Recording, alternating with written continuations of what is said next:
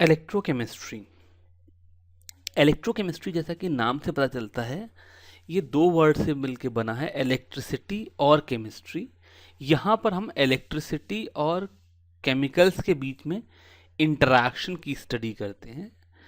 ये इलेक्ट्रोकेमिस्ट्री का जो पूरा पोर्शन है, ये चैप्टर जो हम लोग पढ़ने जा रहे हैं, ये दो पार्ट में डिवाइडेड है।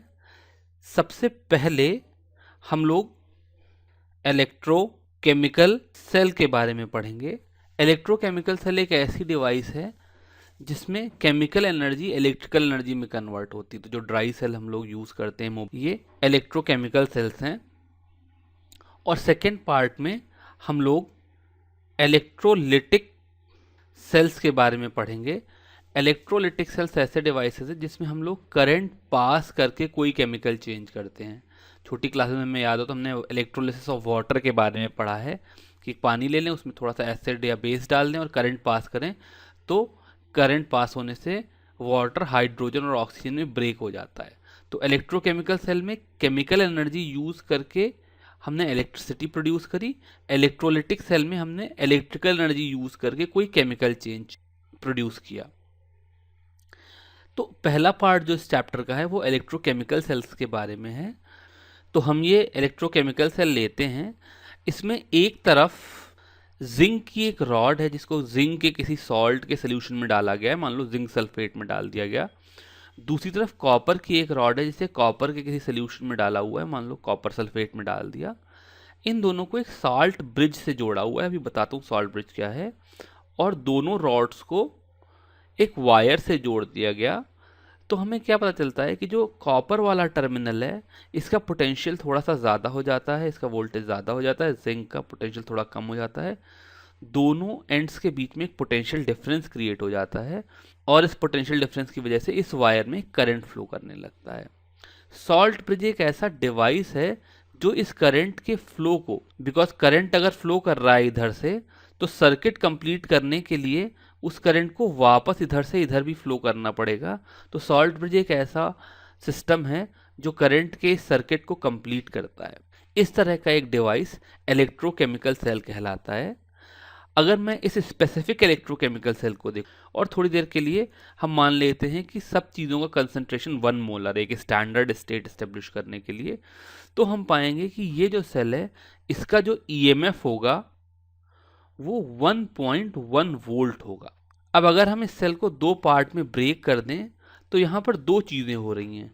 एक तरफ केमिकल रिएक्शन हो रहा होगा जहां पर जिंक सल्फेट सोल्यूशन में Zn2+ आयन दे करके 2 इलेक्ट्रॉन दे रहा होगा, और ये 2 इलेक्ट्रॉन जिंक से कॉपर की तरफ आ रहे होंगे, तभी करंट का डायरेक्शन कॉपर से जिंक की तरफ है, क्योंकि करंट का डायरेक्शन इलेक्ट्रॉन के फ्लो के ऑपोजिट होता है।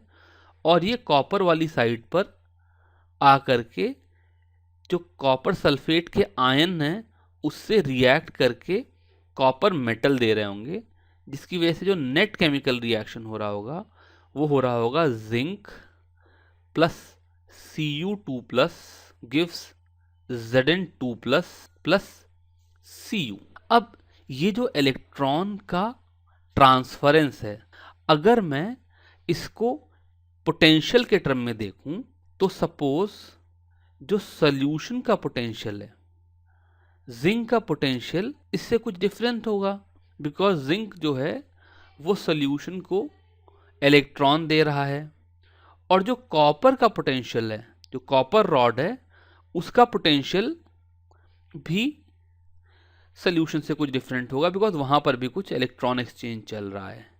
अब जब मैं पोटेंशियल डिफरेंस मेजर करता हूं तो मैं इस जिंक रॉड और कॉपर रॉड के बीच का पोटेंशियल डिफरेंस मेजर करता हूं, जो कि 1.1 वोल्ट है। सॉल्यूशन के रिस्पेक्ट में जिंक या कॉपर रॉड का क्या पोटेंशियल है ये हम मेजर कर नहीं सकते हैं। अब चूंकि मैं जिंक का potential with respect to solution या कॉपर का potential with respect to solution नहीं निकाल सकता, तो मैं स्टैंड अलोन ये नहीं बता सकता हूं कि जिंक का पोटेंशियल कितना है या कॉपर का पोटेंशियल कितना है। मैं सिर्फ ये बता सकता हूं जिंक और कॉपर के बीच में पोटेंशियल डिफरेंस 1.1 वोल्ट का है। कॉपर जिंक से 1.1 वोल्ट ज़्यादा पोटेंशियल पे है, जिंक कॉपर से 1.1 वोल्ट कम पोटेंशियल पे है। ये जो इलेक्ट्रोड का पोटेंशियल अलग से नहीं बता पाने की दिक्कत थी। इस प्रॉब्लम को सॉल्व करने के लिए हम लोगों ने एक डेटम डिसाइड किया। डेटम का कंसेप्ट हमने पोटेंशियल एनर्जी में पहले ही पढ़ रखा है। जैसे हम लोग पोटेंशियल एनर्जी जब मेजर करते थे तो हम हमेशा चेंज इन पोटेंशियल एनर्जी ही मेजर कर पाते थे।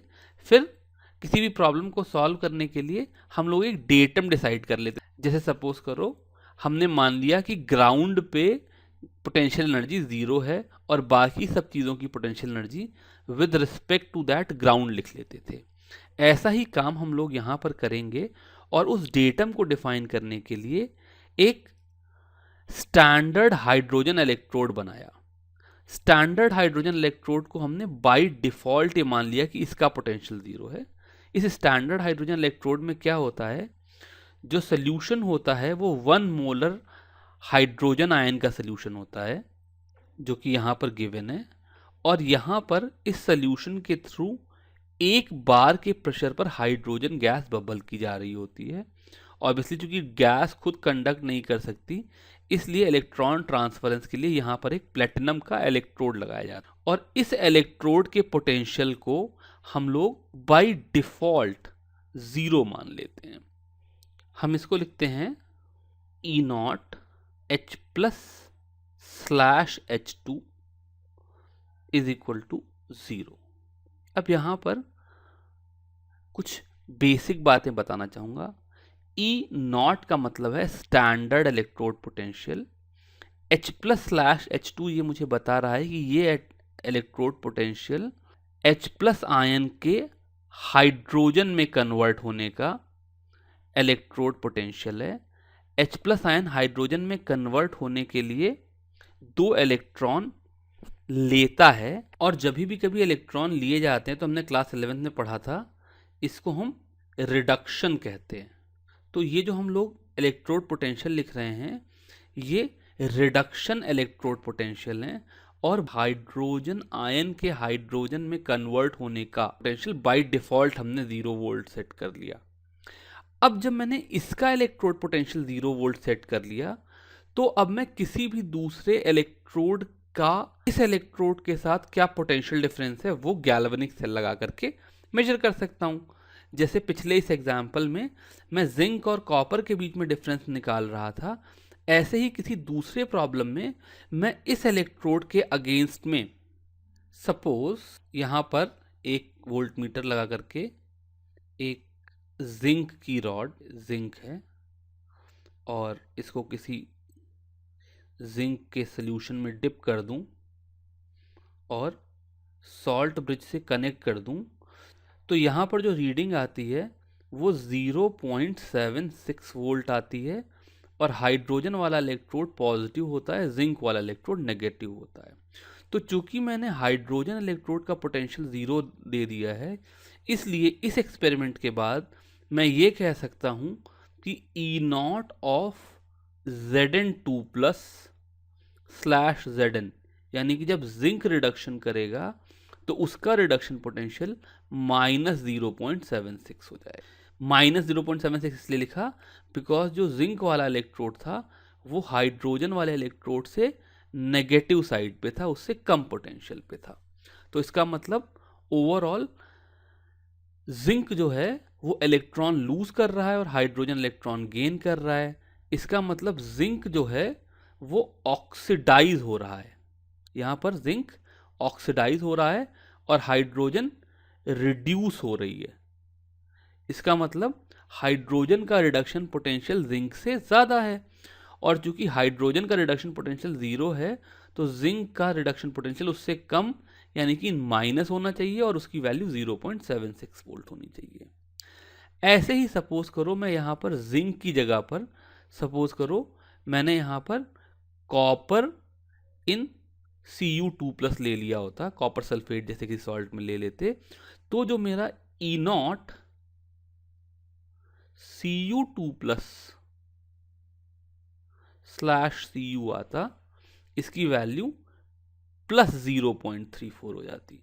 इसका मतलब अगर मैं कॉपर का इलेक्ट्रोड लगाता जिंक के बगल में तो इस इलेक्ट्रोड में जो रीडिंग आती इसकी वैल्यू 0.34 आती और कॉपर वाला साइड पॉजिटिव हो जाता, हाइड्रोजन वाला साइड नेगेटिव हो जाता। इसका मतलब कॉपर का रिडक्शन की टेंडेंसी हाइड्रोजन से ज़्यादा है, उसका रिडक्शन पोटेंशियल हाइड्रोजन से ज़्यादा है, इसलिए वो प्लस हो गया। और चूंकि रीडिंग 0.34 है इसलिए प्लस 0.34 हो गई। इस तरीके से मैं अलग अलग इलेक्ट्रोड्स की रिडक्शन पोटेंशियल लिख सकता हूँ। ये जो मैंने अलग अलग इलेक्ट्रोड्स लगा करके उनके रिडक्शन पोटेंशियल्स लिखे, उनको अगर मैं एक सीरीज में लगाऊं तो मेरे पास एक सीरीज बन जाती है जिसको मैं इलेक्ट्रोकेमिकल सीरीज कहता हूं। इस सीरीज के टॉप पर fluorine plus 2 electron gives 2 fluoride ion है, जिसकी E naught value E naught F2 slash F minus ये वैल्यू प्लस 2.87 है। यानी कि फ्लोरीन जो है उसकी रिडक्शन की टेंडेंसी सबसे ज़्यादा है, वो इलेक्ट्रॉन लेने में सबसे ज़्यादा इंटरेस्टेड है, जो कि होना भी चाहिए बिकॉज फ्लोरीन जो है वो मोस्ट इलेक्ट्रोनेगेटिव एलिमेंट है। इस सीरीज के बॉटम में सबसे नीचे lithium plus plus electron gives lithium है, यानी कि E naught of Li plus slash Li, जिसकी वैल्यू -3.05 वोल्ट है। इसका मतलब लिथियम प्लस आयन की इलेक्ट्रॉन लेने की टेंडेंसी सबसे कम है, वो बिल्कुल भी इलेक्ट्रॉन नहीं लेना चाहता, वो बिल्कुल भी रिड्यूस नहीं होना चाहता, और इसीलिए ये लिस्ट में सबसे नीचे है।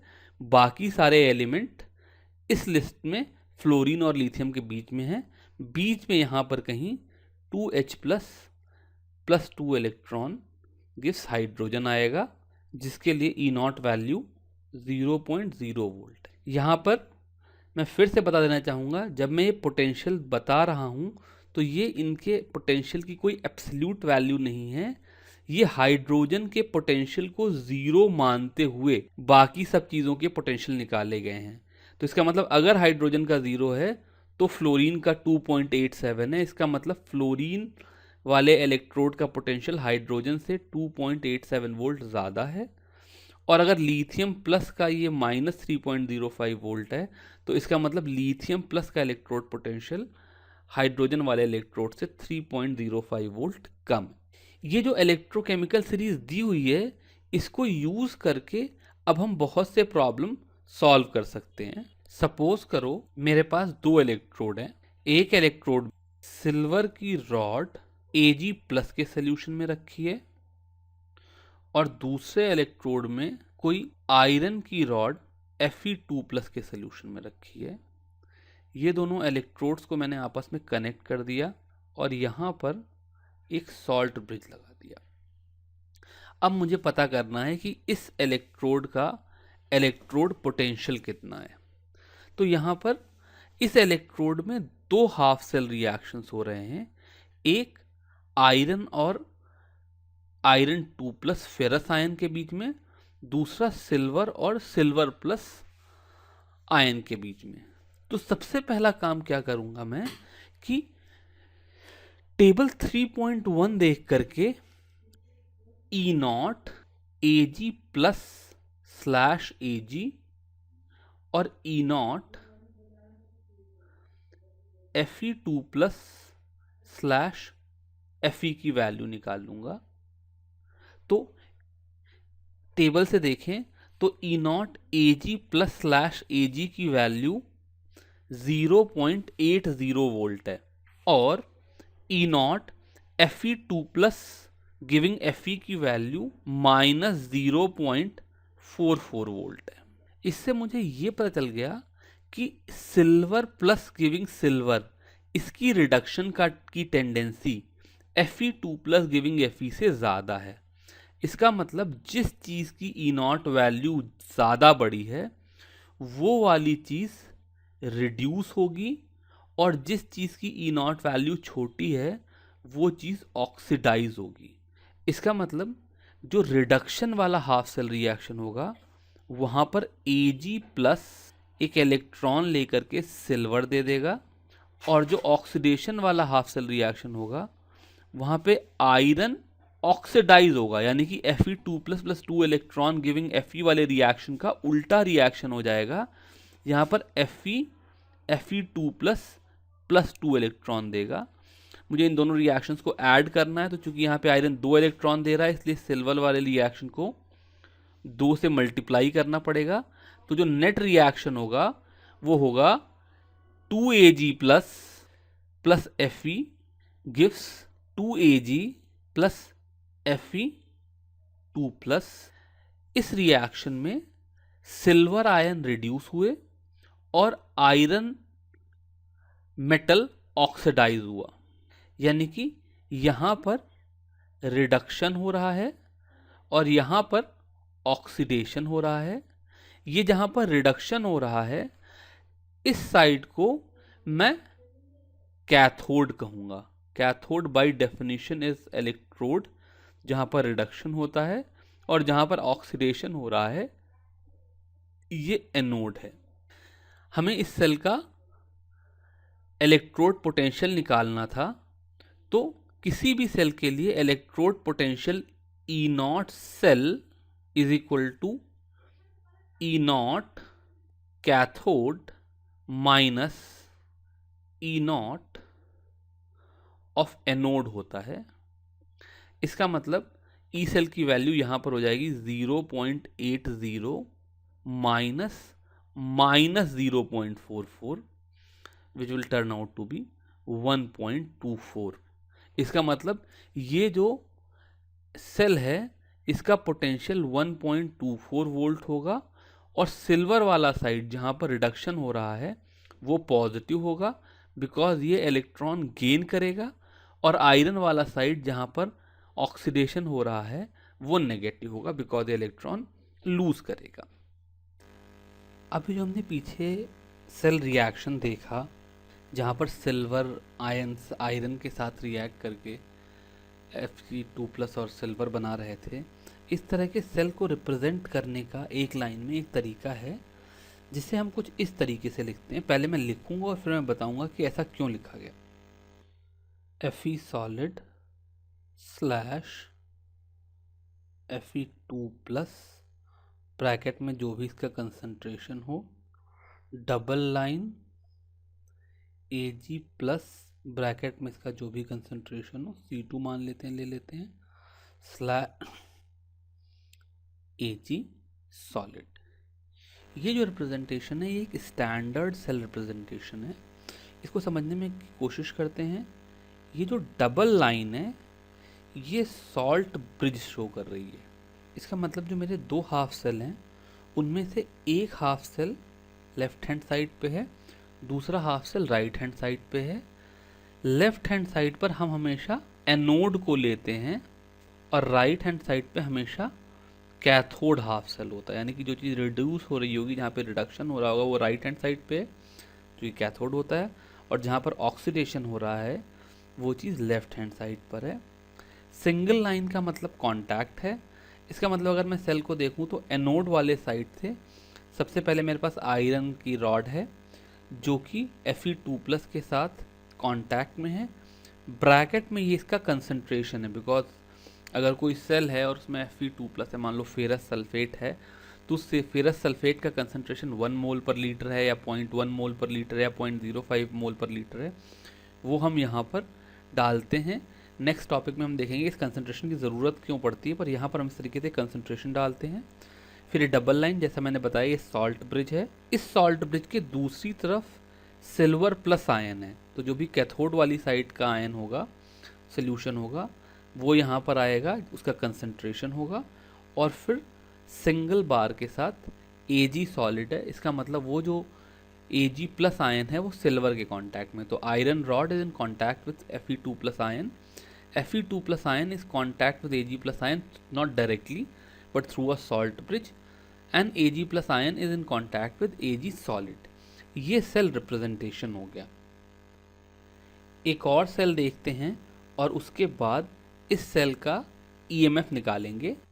ये सेल है platinum solid in contact with hydrogen gas. Gas के लिए साथ में हम गैस का प्रेशर लिखेंगे। जिस तरीके से हम लोग आयंस के कंसंट्रेशन लिख रहे थे वैसे ही गैस का प्रेशर लिखते हैं उसके बाद H प्लस आयन ये 1 मोलर कंसंट्रेशन के साथ है, double lines which is a salt bridge, Cu2 plus ये भी 1 मोलर है स्लैश Cu सॉलिड। यहाँ पर हाइड्रोजन के लिए गैस लिख देता हूँ, H plus is aqueous and Cu2 plus is also aqueous. अब इस सेल रिप्रेजेंटेशन का मतलब ये है कि मेरा जो एनोड वाला इलेक्ट्रोड है यहाँ पर हाइड्रोजन इलेक्ट्रोड है, और चूंकि एनोड पे ऑक्सीडेशन होता है इसका मतलब यहाँ पर hydrogen gas 2H plus plus 2 electron दे रही है।